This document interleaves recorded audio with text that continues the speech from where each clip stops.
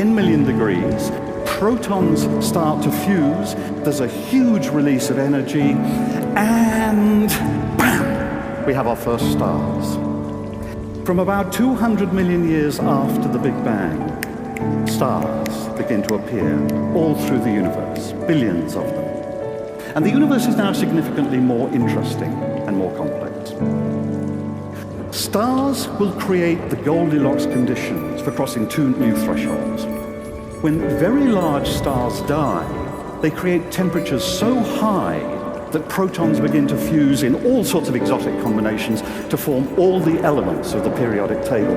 If, like me, you're wearing a gold ring, it was forged in a supernova explosion. So now the universe is chemically more complex. And in a chemically more complex universe, it's possible to make more things. And what starts happening is that around young suns, young stars, all these elements combine, they swirl around, the energy of the star stirs them around, they form particles, they form snowflakes, they form little dust motes, they form rocks, they form asteroids, and eventually they form planets and moons, and that is how our solar system was formed 4.5 billion years ago.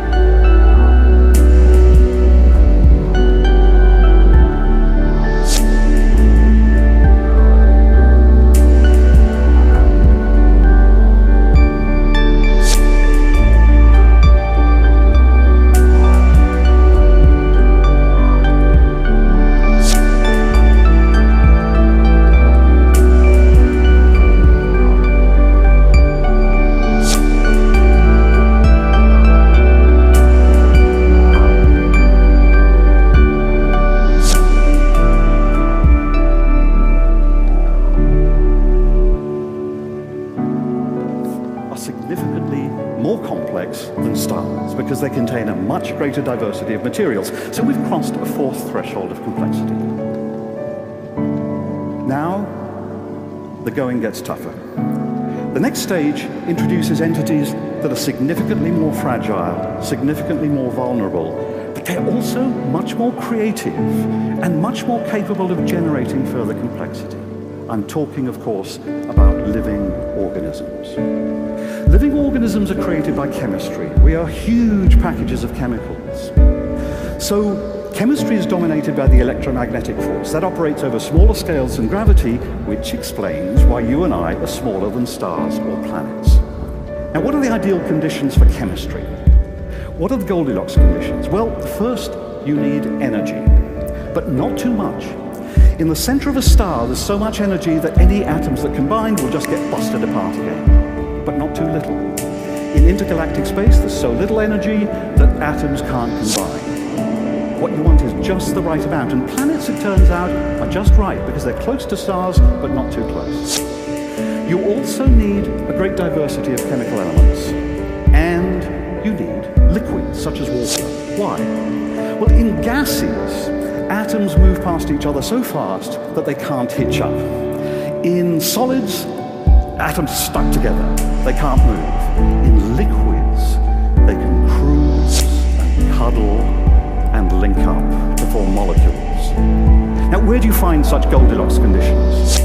Well, planets are great, and our early Earth was almost perfect. It was just the right distance from its star to contain huge oceans of liquid water. And deep beneath those oceans, at cracks in the Earth's crust, you've got heat seeping up from inside the Earth, and you've got a great diversity of elements. So at those deep oceanic vents, fantastic chemistry began to happen. Atoms combined in all sorts of exotic combinations. But of course, life is more than just exotic chemistry. How do you stabilize those huge molecules that seem to be viable? Well, it's here that life introduces an entirely new trick. You don't stabilize the individual, you stabilize the template, the thing that carries information, and you allow the template to copy itself. And DNA, of course, is the beautiful molecule that contains that information. That big history will be a vital intellectual tool for them as Daniel and his generation face the huge challenges and also the huge opportunities ahead of them at this threshold moment in the history of our beautiful planet.